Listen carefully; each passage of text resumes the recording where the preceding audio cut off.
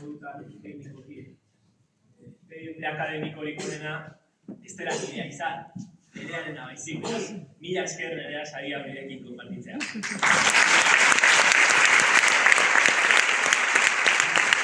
Qué humilde.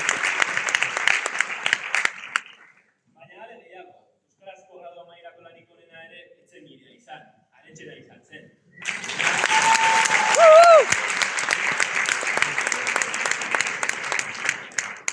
Eta kontua ez da barra maitzen. Esate baterako Jagobak, kirol profesionalarekin eta jardun politikoarekin bateratu zuen gradua.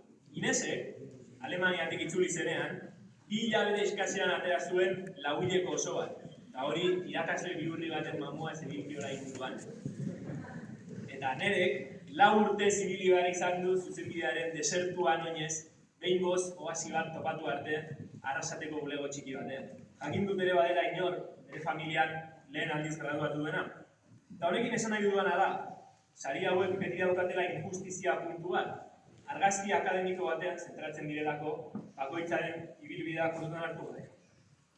Eta beraz, argi utzi nahi nuke, gaur txapelak nik jantziko ditudan arren eta nereak, benetako txapeldunak hor zaudetela. Zuek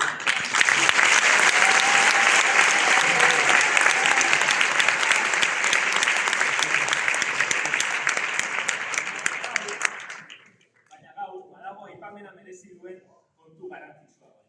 Izan ere gaur, graduazio ekitaldi honen ondoren, 100 jurista gehiago egongo gara, 100 jurista berri.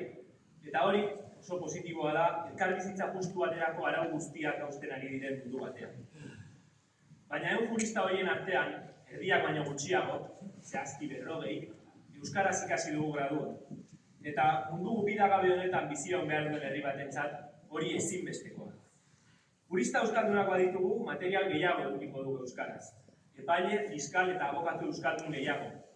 Prozesu judizialak euskaraz egin ahalko dira, Europako Kontseiluak gomendatu berri duen bezala, eta administrazioak euskaraz jardun ahalko du osotasunean.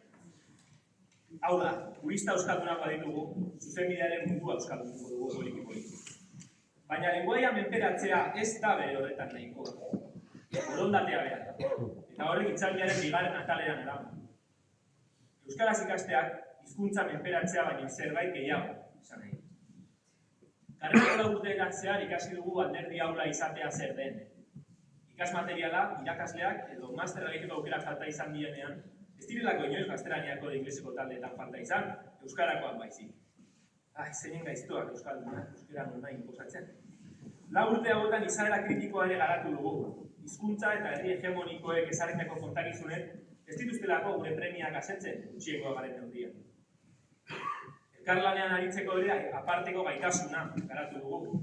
Jatorri, familiar, ideologiko eta politiko oso desberdinetatik atozen arren talde bat osatu dugula.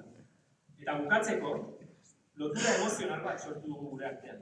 Eta hori oso garrantzitsua da, konturatzeko batera gaudela, etorkizuneko erronken aurrean, sujetu bat osatzen dugula. Eta ondorioz, esan dezakegu euskaraz ikasteak kontzientzia bat sortzen duela. Hizkuntzaz gain kontzientzia bat. Euskaraz bizitzeak dituen oztopo, abantaila, zailtasun, edertasun, beldur eta pozak ezagutu ditugula. Azurmendik zioen kontzientzia dagoen tokian etorkizuneko proiektu bat dagoela. Eta beraz, ontzat ematen badugu euskaraz ikastea dela, gure hizkuntza eta kontzientzia gordetzeko, balioan jartzeko eta transmititzeko modua.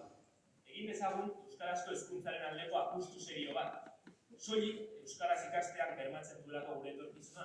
Soilik orduan, bizirango duelako zapaldu honek mundu basati honetan. Mila esker.